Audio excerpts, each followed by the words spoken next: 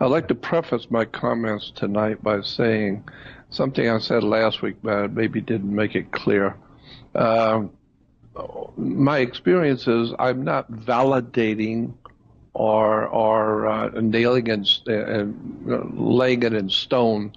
I'm just telling you what happened to me. And what happens with me is that, for instance, let me give you an example of the kind of thing I'm worried and concerned about.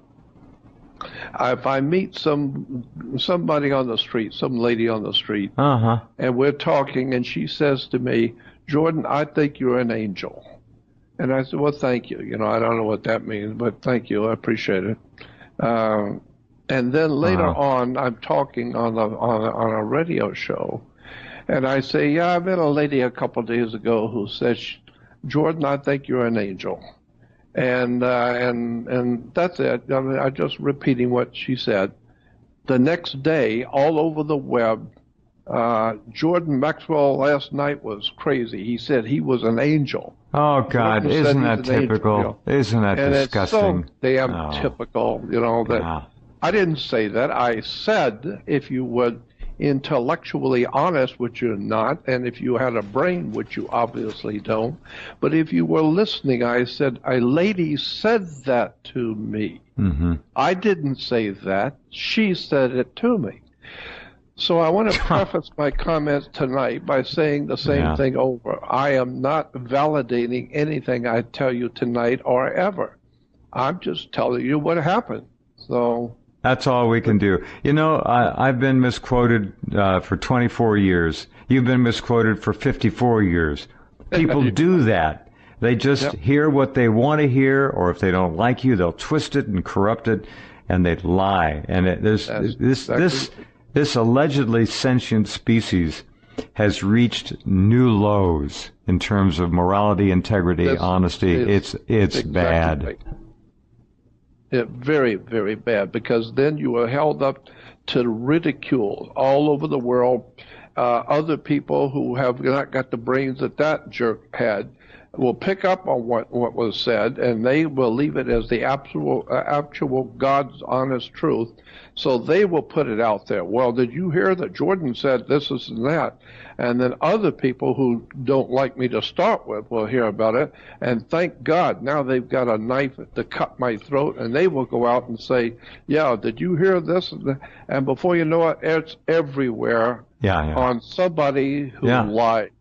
I never said that at all. But so I just want the audience to know that that's what I have had to live with all of my professional life. Yeah, talking to a brother in that regard, I totally understand. But this audience won't do that. This audience is a special group, and they're really grateful that you share these things. And I'll never forget those stories about the little alien and what happened that night out in the desert in the Nevada, and on and on and on. So many things you've told. And when you were a kid, you sent me a link the other day to your hometown, Pensacola, you grew up in, and I remember the story about the night and the car that went roaring by, and you were a kid of about 6 years old, and I also thought about how many military people, how many Navy people. That's a huge military area. And E.T. would certainly be, if they're involved with us, or even if they're not, would be interested in Pensacola. And there's a lot going on down there that probably has to do with E.T. in terms of the military. Now, that said, we have all the Gulf Breeze pictures. We have, who's to say you weren't dropped off there or augmented as a young child, a very young child? Who knows? Who knows? Well, I'm telling you that was the way I lived, even as a small child. I often saw alien in my room, and just a glimpse of picture. They didn't stay there, but I just saw them, and it frightened me. And even when I was like 7 and 8 and 9 years old, I would pull my little rinky-dink bed up to the window in my bedroom, and we have a screen window because the mosquitoes are so bad. You have to have screens. And so I pull my bed up to the window at night, and so that I could lay in bed as an 8-year-old and look at the stars and talk to God. And that's what I kind of think I would do as a little kid. I would lay in bed, looking at the stars and the moon, and philosophize about my life and who I am and why I'm there, and all of that. But what would happen is that many times I would fall asleep, and then in the middle of the night I would wake up very quickly, very quick. I'd wake up, and I'm facing the window, and when I wake up, I would see someone at my window, but it would be so quick. It would be like, a fraction of a second. I open my eyes, I'd see something at my window, right there at my screen, and it would move so quickly. But I jump up, hit the screen, open the screen, and my dog is in the backyard. The full moon is out, so you can see everything. And my dog is not barking, and I could see the whole yard, and nobody was running away. But I know I saw someone at my window. Well, that happened many, many times. I'd wake up at night, and someone would be right there at the window staring at me. And when I wake up, it would be gone instantly. And so I know that something, even back then, was something was going on with me, and I don't know what it was. But since then, I've had all kinds of strange experiences, even as a child. And I don't even know where to start, I was going to tell you the whole story about my experience out on the desert with those UFOs, because I never really told the full story because I was always afraid to. Let's do it. We got plenty of time. Let's go ahead. I was afraid to do it because it was, it's against my better judgment because people are going to, I was always afraid people are going to say that I said something. No, I didn't say it. I'm just telling you what happened. So this was back in 87, mid-87, somewhere around in the middle of 1987. I was asked to be the best man at my friend's wedding. And so he lived up in Palmdale, which is about 50 miles north of Los Angeles, in the high desert. Back then, and back in 87, there was only out there the big military contractors like Lockheed and Martin and all the big defense contractors, because it's a wide open high desert and nobody's out there and nobody cares to go out there. And so that's where the big time contractors were doing whatever they're doing. That's where they were doing it. And so there was a lot of people living out there who were working at those bases, etc. And so one of my friend was getting married, and he wanted me to be a best man at his wedding, so I agreed. And so the idea was I went up on a Saturday morning. He was getting married that night. And the idea was that I was going to spend the day with him and then his lady and all of her friends, and they were getting ready for the wedding. And so the girls all decided they had to go out to the market. And so the mother, the girl he was marrying, and a couple of her girlfriends, and they all went out to the market. And so he and I was sitting there in the front room with a big plate glass window so we could see everything. And after a while, they came home. And when they did, there was an old beat-up car following them. And the old guy got out of the car and followed them up the walk. And we were watching this thinking, who is this guy following, the girls? And they came in, and we were really curious because he came in with them. And the girl said, this guy met us in the market, and he told us that he knew we were getting married. He knew I was getting married. She's telling, my friend and myself. And she said, he told me that he knew I was getting married and that the best man for the wedding is at your home. He's in the front room and I need to talk with him. And she said, how do you know I'm getting married? He says, look, I know everything about you. I just need to talk to the best man at your wedding, and he's there at your house right now, and I have a message for him. So I said to him, well, that's me, so talk to me. And he said, I am told to tell you that 1 year and a half from now, you are going to be out in a desert, and you're going to be way out in a desert. And because you believe that there are extraterrestrial life here, and you believe that there are other life forms of life here, and you believe that, but what you're going to do later in your life, you're going to need to know they're here, not believe they're here. And so they have told me to tell you that they're going to show themselves to you a year and a half from now. And so I said, well, my friend and I, we sometimes I'll come up here to this area in the high desert north of Los Angeles. I come up, and he and I go out and look for UFOs and that kind of thing at night. It's fun to do. Right. And this old man said to me, no, this is going to be not in California. It's going to be east of here, and you are going to be way out in a desert, and I mean way out in the desert.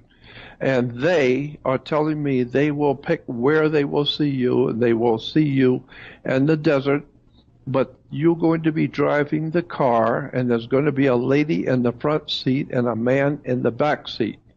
And they tell me that they want both a man and a woman to be a witness to what's going to happen to you, because they don't want, both one sex. They want both a man and a woman to testify what you're going to see. And so that was in 87. Well, in 89, toward the end of 89, I got an invitation to speak at the big UFO Congress in Mesquite, Nevada.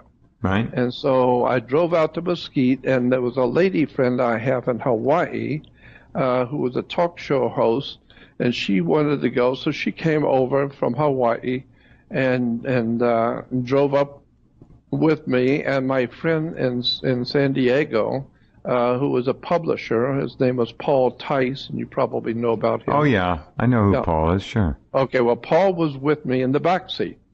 And so we drove up there. Well, when the conference was over, we were driving back on a Sunday morning to come home. And just as we were coming into, because we were in Mesquite, which is east of Las Vegas, so you have to come through Vegas to get home. And so as we were coming into Las Vegas around Nellis Air Force Base that morning,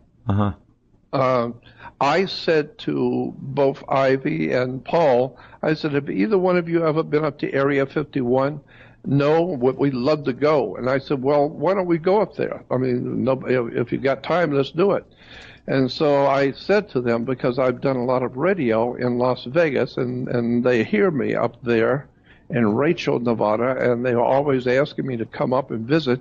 So I think we will. So we turned around and went back on the highway going up to Rachel, and we drove up there. And as we were driving, I told them about this prophecy that this old man had back a year and a half ago had given me, and I'm happy I did that, telling them before.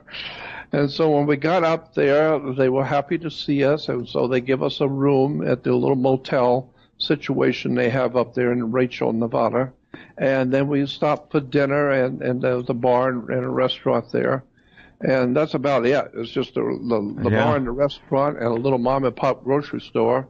And that's about it, period. That's it. But it's right outside of the Area 51. And so that night, I asked Joe and Pat Travis, dear people, Joe and Pat Travis, who owned the Little Alien bar and restaurant. And so I asked them, I said, where do we go to see UFOs out?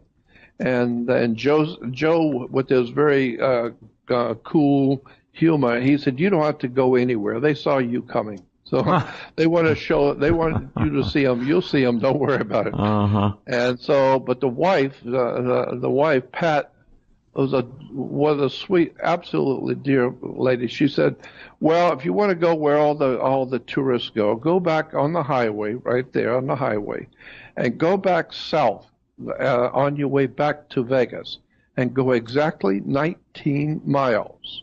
and watch it on your speedometer, 19 miles, and you will see on the right-hand side going south, you will see a big mailbox right by the road. Stop at that mailbox because that's the famous white mailbox that everybody knows. That's where you park because that's that's where everybody goes to see the UFOs at Area 51.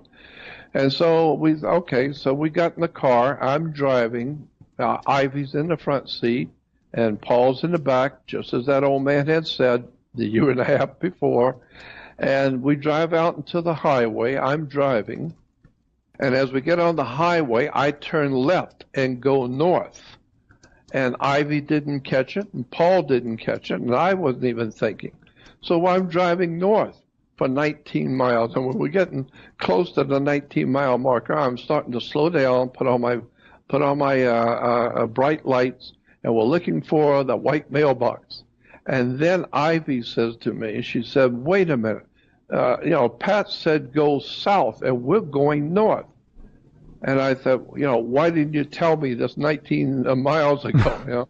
Yeah. So she said, I just thought about it. And so I said, all right, let's turn around, go back to bed, and then do it again tomorrow night. We'll do it right. So, okay, we'll do that.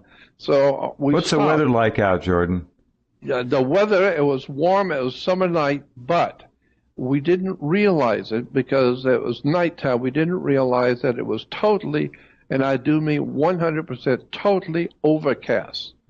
No stars. No stars whatsoever, period. So anyway, as we stopped the car at the 19-mile mark, there just happened to be a well-kept dirt road going out into the desert. And so Ivy and Paul said, great, there's a road going out into the desert. Let's drive out there. And I said, dear heart, we're in the desert. We've been in the desert for the past 3 hours. I'm not going out. I'm not going on no dirt road out into the desert in a regular car. And so they kept telling me, look, just go for a few moments. Nothing, there's no sign. There's no signs telling you not to. So I said, okay, all right. So no lights, right? No lights, nothing. No, I got the lights on. No, I mean around you. No light whatsoever. But we didn't realize that. No houses, no farm built, nothing. Nothing. Zero, nothing out there. We're already out in the middle of nowhere. And Rachel, which is about 2.5-hour drive, freeway speed. Got it. Into the desert. And now we're 19 miles past that. And so we finally get out. We get off the road. We're driving about a block or so away out into the desert. And all of a sudden, I got the strangest, overwhelming, strange feeling that something was wrong, something was bad. And I told them, I said, we've done something wrong, and I'm getting out of here. I don't know what it is. And I remember Ivy saying, there was no sign, there was no keep out and all that. And just stop the car. We'll get out for a minute. I said, I don't want to stop the car. And I backed the car up and headed, so it was heading back to the highway. And Paul and Ivy jumped on me and said, stop the car, get out, we'll look just for a minute.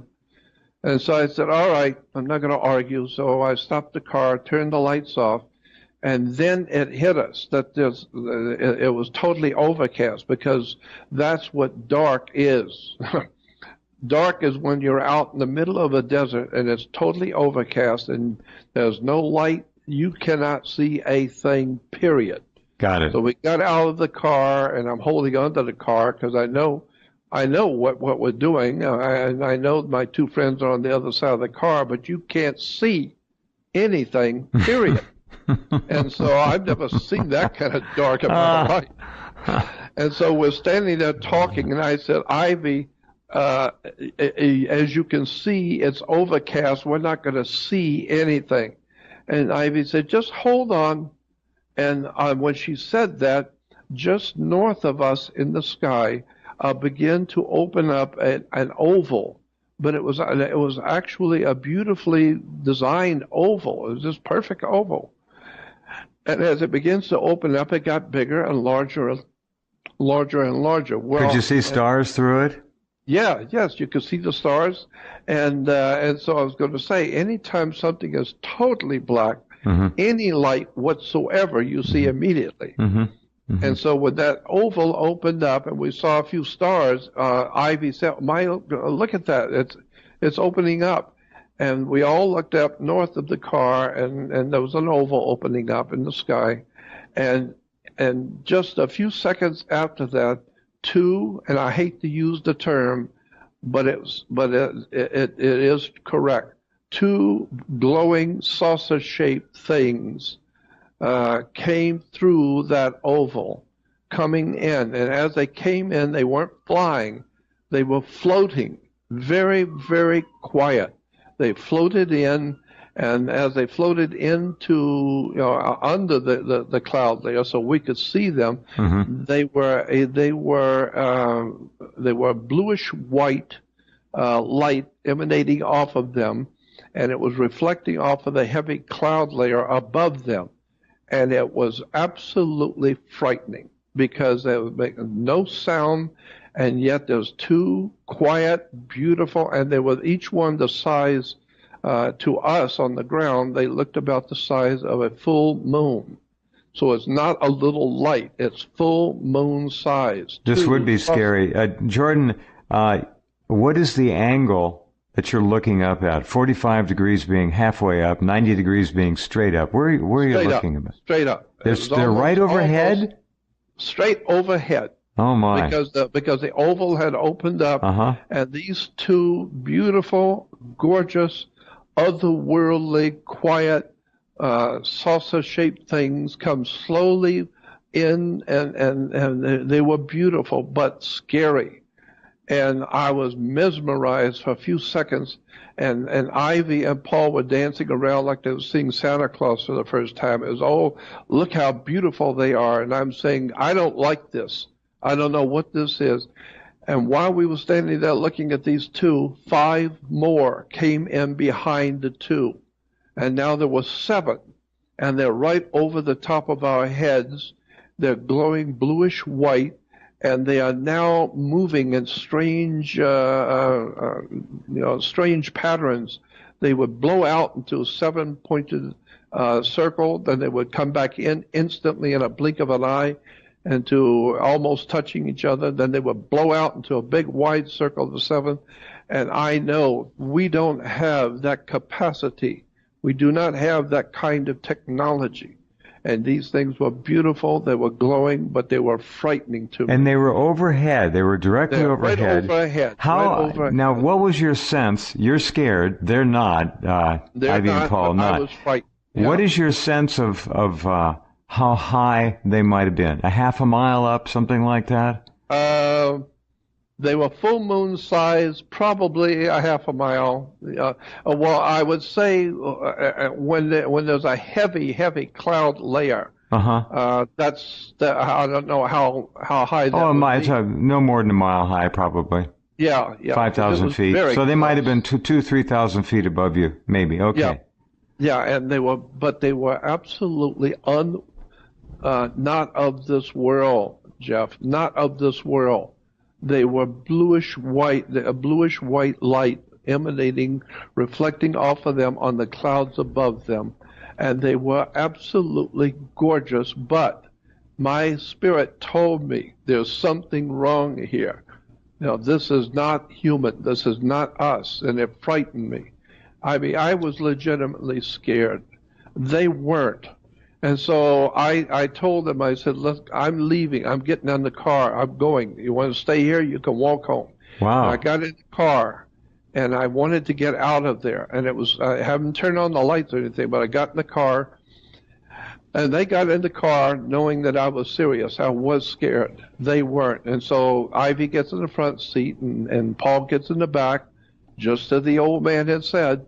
And these 7 glowing disc-shaped objects are right over the top of us. And so I took off. I put the car in drive, and I took off. And when I did, it was in total black, because on one side of my brain, I was thinking, if I get out of here quiet, in the dark, they won't see me leaving.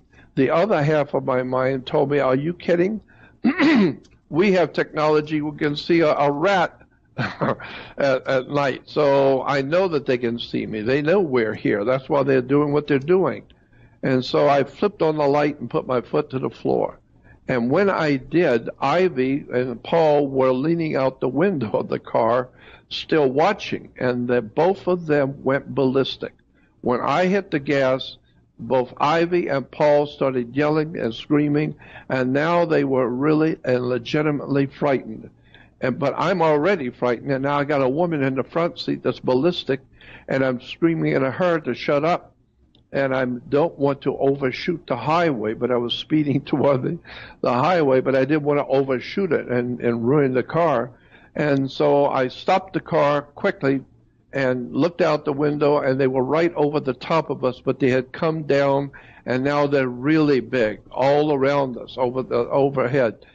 7 of them moving around, bluish white lights, and making no sound, but I knew we were in big trouble. And I hit the gas again and got back on the highway. When I hit the highway, I skidded onto the highway.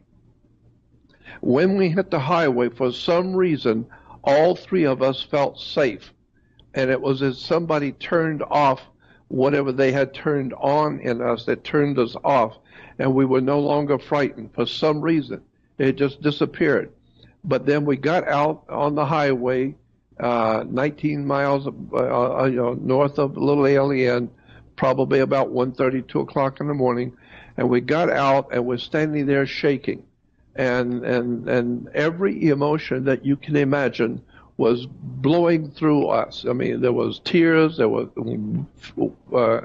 frightened, it was beautiful, it was an incredible, wonderful, beautiful, frightening. And just anything and everything that you could feel Jordan, was going through. When you're driving on the dirt road back toward the highway, was that when Paul and Ivy switched from their elation to being fearful? Yes, yeah. And how long? Go ahead. And the reason why is because when I opened up, I took off in the dark, but I knew we're not going to go anywhere. So I flipped on the light, and when I hit the gas, Ivy and Paul was looking out the window at them. That's when both Ivy and Paul went ballistic, because the 7 beautiful objects now came down right over us. Couple hundred feet, right down over you. Okay. Right down over us, and as if they were scaring us. And so, and it was scaring us. Now all 3 of us were frightened. And how long, Jordan? One more question. How long were you parked and outside the car, watching the oval open up, watching the 7 come down? 30 seconds, if that. You mean the oval opened up and the 2 came down, then the 5 after them within 30 seconds? That's right. Within 30 seconds, all 5 were there in front of us. All 7. All 7. All 7. And then they were putting on their show for you. That's right. They were putting on a show for us. There's no doubt about that. They were showing us what they could do.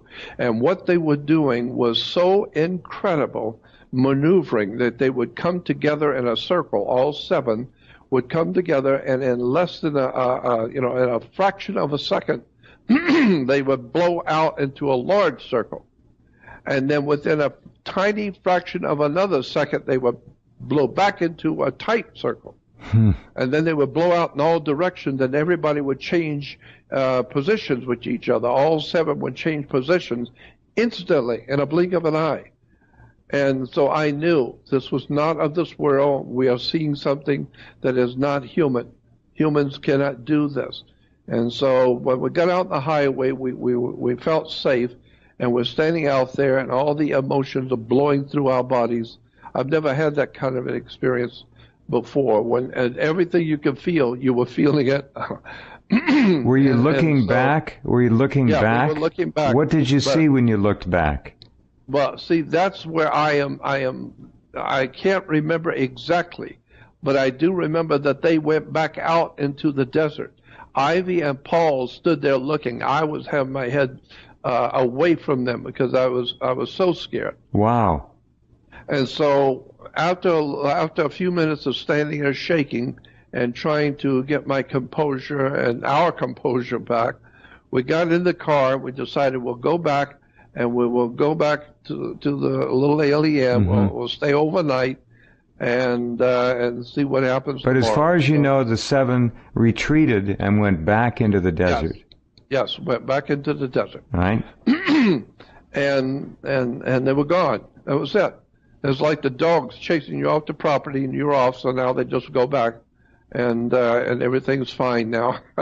And so when we're driving back, we were talking, and we, obviously, what was it we experienced tonight? Was this our technology, or was this somebody else? And all three of us knew, without a doubt, this was not human. And so when we got back to the motels, like 1:30 in the morning, well, and the particular one we were in, you walk into the front door and you walk directly into a bathroom. And on one side of the bathroom, on both sides of the bathroom, were bedrooms, and one had 2 beds and one had 1. And so I was scared to death. And Ivy's the kind of person I'd like to be around if there's problems, because she doesn't get scared. And so I said, well, Ivy, why don't you and I take this bedroom? And Paul said that he'll take the other one on the right-hand side. So we were lying in bed with the doors open between the bedrooms, talking about what did we see tonight. And we finally fell asleep. And the next morning, when I got up, Paul and Ivy had already gotten up and gone to have breakfast. Excuse me. And so I went over to the little alien and go in, and Paul and Ivy are sitting there talking to a bunch of people around the table. Right. And I think that they're probably telling everybody about what happened to us last night. And that area, incidentally, that area that it happened was called Railroad Junction. It's 19 miles north of Little Alien, called Railroad Junction. So anyway, I went in and I saw them talking, and so I figured, what's Railroad Junction famous for? Anything? Well, it's famous for me, what? But I don't know. They ought to call it Jordan Junction now. Yeah, right. And all I know is that people tell me, yeah, that 19 miles north of here is Railroad Junction. I don't know what it means, and I didn't see any railroads, but that's what they called it. So anyway, I sat down and to with Paul and Ivy and the whole group at the table, and then I discover they're not talking about what happened to us last night. They're talking about the alien that came in our room last night. What? Yeah, we had an alien come in our room. It followed us back and came in our room. While you were asleep. And I was asleep. And so, but it came into Paul's room. It came into his room. And you're going to have Paul on your show and have him tell you what he saw, because it was so absolutely outrageous. Well, I did years and years ago, but let's get him back. Yeah, we need to get him back, and maybe I'll be on with him. Oh, please. Yeah, well, both need to come back. We'll go through this through his eyes. That's exactly right. I just want him to tell you what this alien looked like and what it did. So anyway, Ivy said she saw, he said basically that he looked up, he woke up, was fully wide awake in the middle of the night, and there was a light green light over his head where there was a night light on the ceiling, but there was light green. And he said when I looked up at the light green light, it was actually an alien's face with the bubble eyes, the typical alien face, but it was a hologram. You could see through it, and you could see the ceiling, through it.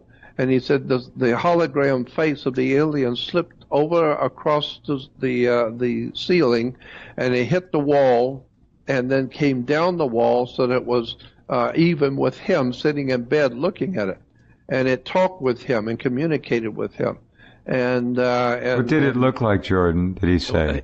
He said it's the typical alien face of a round, an oblong face with the big eyes, the big eyes, small opening for the nose area, and a small mouth. Right. But it was a hologram It looked like a hologram because you could see the wall behind it. And he said that when he looked straight at this face looking at him, he said the room began to circulate. It began to circulate around, and he could see the front door, and he could see the doors rolling around, the walls circulating, and yet the alien's face stayed right where it was, and the whole room was circulating around it, or at least in his mind. That's what was happening. And he said, and finally it said, "Who are you and what are you doing here?" And Paul said, "I didn't know how to. I knew it was telepathically talking to me, but I'm trying to figure out how do you do that to telepathically talk back to it." And he said, and then it told me. He said, then it went through my mind. It went through his mind and saw everything. He said, for the first time in my life, I saw everything I had ever done in my whole life in just a split second. And I understood it all. And he said, it went through my mind instantly and then said to me, "You're all right. You're okay." So it went through his whole mind to see everything. He don't have to tell this alien what he's doing. That creature was able to see who he was and where he's been. So he said, "You're all right. You're okay." And I'm leaving. And then the head went out through the wall. It just left through the wall. Well, Ivy said she saw a greenish light in Paul's bedroom because our doors were open. And she said when she woke up and saw that greenish light, a little tiny red light comes zipping in over the top of her. And she said she was totally paralyzed. She couldn't move. And the best she could do was just draw enough breath to stay alive. But she couldn't say anything or move. And then when that green light, which was the alien's face, backed out of the room and went through the wall to leave, that little red light went with it. And she said, so they were talking about this when I walked in. And so I said to them at the table, I said, well, I didn't see anything. And Pat Travis said to me, no, you didn't see anything because they know who you are. And they know you've got a bad heart, and they didn't want to frighten you. So they let you sleep. And they were just messing with your friends. And I thought that was so interesting. She would say that off the cuff so quickly. She said, no, they know who you are. They know that you've got a bad heart, and they're not going to mess with you. And they were just playing with your friends. They were just messing with them. And so that was it. So how often, Jordan, now that's Pat Travis, the owner. Yeah, Pat Travis. Now, how often do you think Pat and her husband have had direct or indirect encounters at the little alien? Oh, well, talking with them, Paul and Ivy and I sat and talked with them over lunch and dinner, and they were telling me all kinds of things. And sometimes these aliens will come into their restaurant when they're closed, when they're closing up at night. These entities will come through a wall, and they'll see them in the restaurant, and then they go walk back through the wall, and they're gone again. And Pat said, but we've come to know that they're not here to harm us. It's just that they feel that this is their territory, and you are on it, so they can come in anytime they please, and they're going to anytime they please, or there's nothing you're going to do about it. So she said, but they've never harmed us, and they've never, and she said sometimes Joe was telling me that one night he woke up and looked out his bedroom window, and there was a little alien walking, and there was a dog, but the dog wasn't barking. And he said, for some reason, I just woke up and looked out the window, and there was a little alien out there walking, and the dog was walking with him over the parking lot. And he said, I was amazed. This little creature was out there walking, and the dog was walking with him like he had good sense. I've never heard that before. That is remarkable. Yeah, and so, but now that's just the first third of the story. So then, Paul and I and Ivy, we stay out there for another day or so, and then we drove back to L.A. Well, Ivy was going back to Hawaii, so we had to take her to the airport first, and then Paul and I were living in San Diego. And so we dropped her off at the airport, and we're driving back. Well, then I go back to work. I was working at the Truth Seeker Company, which was a publishing house. Oh, I remember those days. Yeah. And so Paul lived in San Diego, and I did too. And so maybe a month after this happened, Paul called me and said, "I heard that there's a girl down on Coronado Island named Karen, Kirin, Karen, and she's supposedly as a past life regressionist.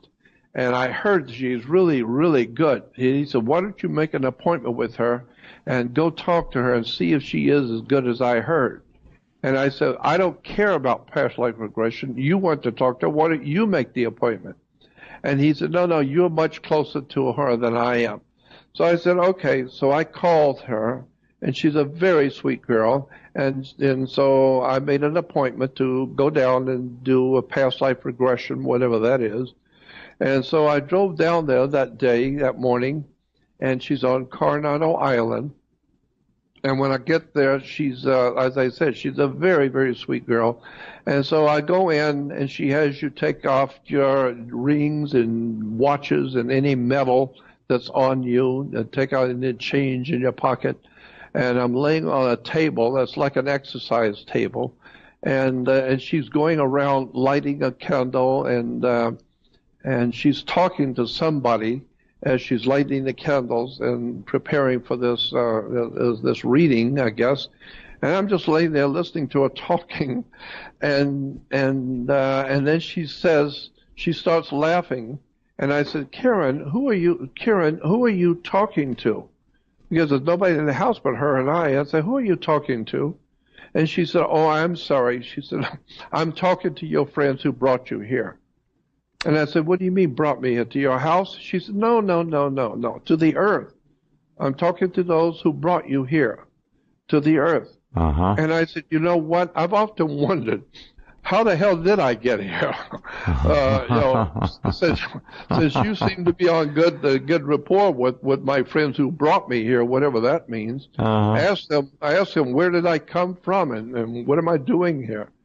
And she told me, which I'm not going to say on the air, but she told me where my friends thought, where they brought me from. And so I said, and so then she's, every time I tell this story, I always forget and leave out the important part. And so before I went to see Karen, when I got back, this is what I forgot to mention. So when I got back into San Diego with Paul, and Ivy's on the plane back to Hawaii, I went back to work. And then a few months later, this was in the first week of December of 1989. And so the first week in spring, or the second week in spring of 1990, I was working, and I decided to take off and go back up to Area 51 again by myself. And nobody knew this. I didn't tell anyone at work. I didn't tell Paul, nobody. So I rented a Chrysler convertible, and I drove up there by myself, intending to spend 2 or 3 days and just hanging around at night where I saw them and see what else I might see. Back to Railroad Junction? Yeah, back to Railroad Junction. And so I went up and got a motel again at the Little Ely Inn, because there ain't nothing else out there.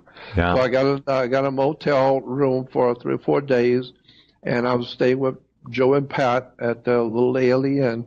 And then I'd go out in the afternoon. And I didn't want to go out at night because I get spooked at night. So I go out in the afternoon, and I go out there, and I went to 19 miles north, and there's the road. Yeah. And I drove out into the road about a block and a half or more to just about where I was the last time I was out there. Mm-hmm. And then I turned the car around like I did before and aimed it back at the highway. And then I got out of the car, and I sat on the back hood with my feet in the back seat. It was a convertible, Chrysler convertible. Mm-hmm. And I started talking I looked up in the sky, and I just started talking. And I said, "Look, I know you're here, and I know that you are here watching me. And I know also that you didn't mean to harm me, because if you did, I wouldn't be here. And so I just want you to know that I was very frightened. But if I'm supposed to do something, if the Great Spirit has given me something to do, that I am willing to do it, but I would ask two favors of you. And I actually felt I was talking to somebody. I said, I have two favors to ask of you. One, I do not want to be taken anywhere. Do not take me somewhere I don't want to go. Just leave me here and show me and give me whatever it is I am to do for the Great Spirit, and I will do it. And then my other request is do not frighten me in my bedroom. I don't want to wake up and be frightened at my age of my heart. I don't, I've already been frightened enough. I don't want this. And so I thanked them, and I got in the car and went back and stayed for a couple of days, and then went back to work in San Diego. Then about 2 or 3 weeks later, Paul calls me about this girl, the past life regressionist. So I go down to see her, this girl named Kirin, Kirin. And she's on the Coronado Island. So I drive over to see her, and she says, and she's talking to someone, like I said, and I ask her who, and she said, I'm talking to they who brought you here. And I said, to your home? She said, no, who brought you to the earth? You've come back. Well, that's what I remember Kenny Kingston saying, they have brought you back. And so I said, well, since you are on such good terms with them, would you ask them, where did I come from and what am I coming back for? Well, why am I even here? And she said, they're telling me to tell you that they have brought you back and they're going to use you as a what was the word she used? As a channel. They're going to use you like a channel, not a channel, but like that. In which they're going to have you expose religion and government and conspiracies. They brought you here to do that. Wow. And she said, and the reason why they brought you is because where you have come from, you were the only one in your society from where you came from that had the credentials to do that. You had the authority to do that. So they couldn't come and do it. They had to bring you. And so they brought you here to do a job for them, to do something that they needed to, that they felt needed to be done on the earth, and they brought you here to do it. And that was that they want you to expose the darkness of religion and government and conspiracies in the world today. And they brought you here to do that. And she said, but they're telling me that you're not an ambassador. And this was interesting. She was very pronounced about it. She said, they're telling me to make sure you understand you are not an ambassador, because an ambassador speaks for the government that he represents, but you do not speak for them. You are an emissary. You're just carrying a message. And those who listen, fine, and those who don't, that's fine. But you're just carrying a message. And they brought you here to do that. And she said, and they will protect you and guide you to do what you have to do. But you've been brought here to do it. Well, again, that just reminded me of what Kenny Kingston had said, so many years earlier. They have brought you back. And so that was the bottom line, as she told me, they brought you back. And then also she began to laugh, and I asked her, I said, what are you laughing at?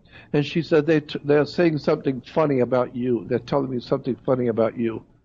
And I said, what are they saying? She said, they said that you rented a car, a Chrysler convertible, and you drove up to Area 51, and went back out to the very spot they saw you the last time, and you sat on the back of your car with your feet in the back seat, and you told them you didn't mind doing what you're supposed to do, but you didn't want to be abducted, and you didn't want to go anywhere and see anything in your bedroom. And she laughed at that, and she said they thought that was funny. They saw humor in that. Well, and that's I said, good. why? Yeah. And she said they saw humor in that. That's very interesting that they apparently have a sense of humor. Yes. And that's fascinating. And that's exactly right. It was fascinating to me too, because they saw humor in it. And I asked her, what is so funny about that? And she said, they're telling me that if you knew what you look like from the world that you have come from, as opposed to the human that you are now, then you think it's scary before. Wait till you leave this world. That's really funny. Yeah. Yeah. And so I don't know. I'm just telling you what she said. What a wonderful story. Wow. But that's the story of meeting them out on the desert.